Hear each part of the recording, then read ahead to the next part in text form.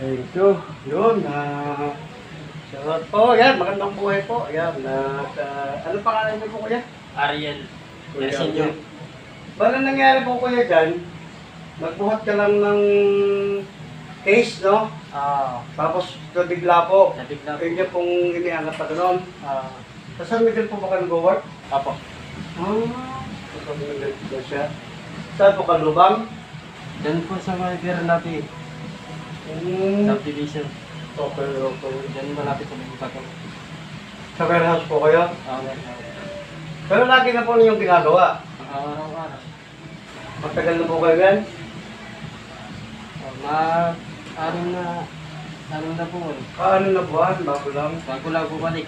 Pero, 8 years ako magtrabaho dyan. Sir, ano lang po nyo, bigyan ka na kuya. Normal na po, kailangan po ha, kasi hakawan ko po kayo. So yun po, nangyari po sa kanya, no? Magandang buhay na kay Pastor Andrew. Ang JKMCC. Ano yung pinili niyo kuya?